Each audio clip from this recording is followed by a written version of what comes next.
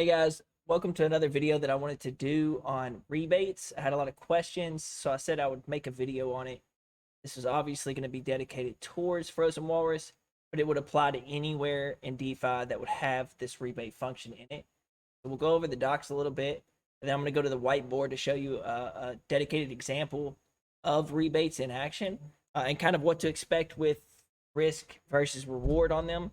And most of it's explained in the documentation, but it is nice to see like obviously it written down from start to finish so that you can kind of know what to expect when you jump into these, because they are much more risky than just investing on the initial layer of Frozen Walrus, just doing LPs and things like that.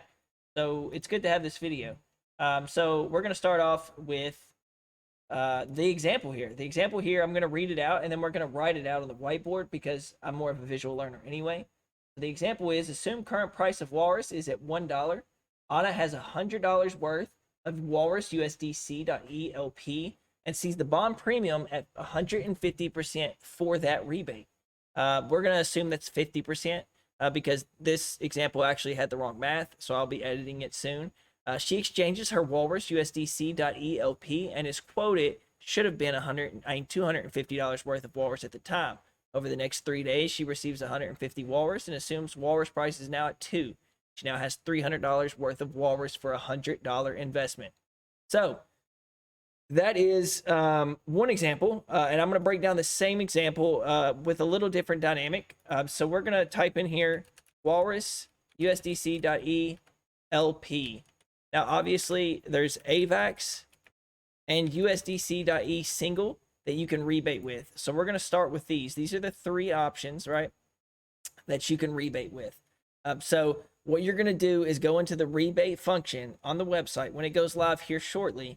And by shortly, I mean within a day or whenever this video is released. It could already be out. So we're going to go into the rebate. Now, what you're going to look at is the bond premium. I can show you here. Actually, it's not up.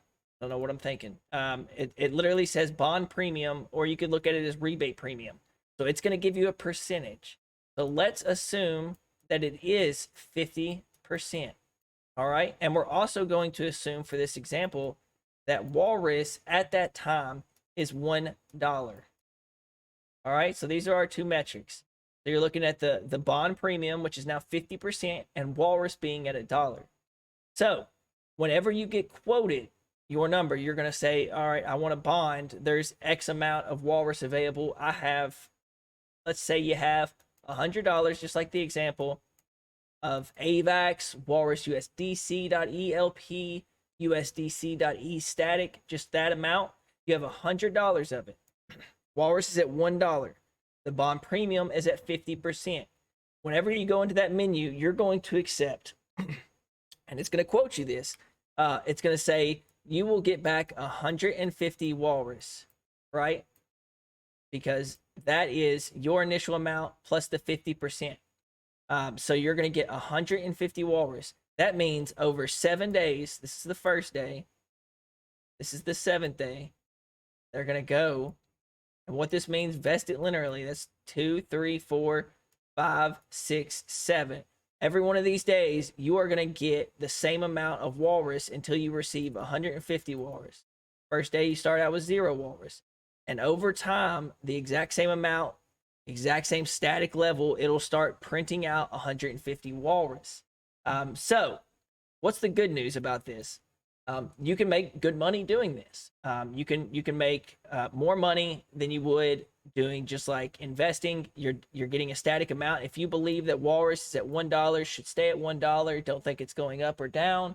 Up would obviously be beneficial to you, but it doesn't matter. Whatever you think, you're locked in. You're locked into that 150 quote, no matter what Walrus price is 10 seconds after you approve it. If you approve it, right, and you're quoted 150 Walrus, and Walrus tanks to 1 cent, and I like to show this because you guys need to understand the risk of all of DeFi. If it goes to 1 cent, you're going to get $150. You're going to get 150 Walrus at 1 cent.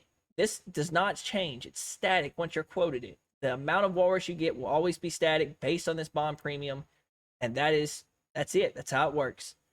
So where does it work? Well, first off, you need to understand that there is a rebate treasury. and it's a contract, right? The DAO, our treasury that me and Beyond and LB are on, feed this walrus whenever we feel it's necessary to inflate the supply a little bit. It's some of the epoch walrus that we're receiving per epoch. So say we feel like we're at 2.0 TWAP, we've been sitting there for a little while. We feel comfortable with where we're sitting, and we have an extra 10,000 walrus, right? Well, we may send 5,000 to the rebate contract. Now the rebate premium goes to 50%, like we said.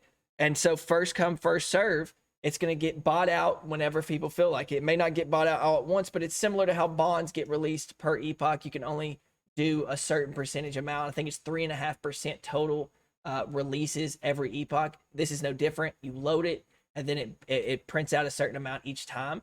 So every epoch it goes different.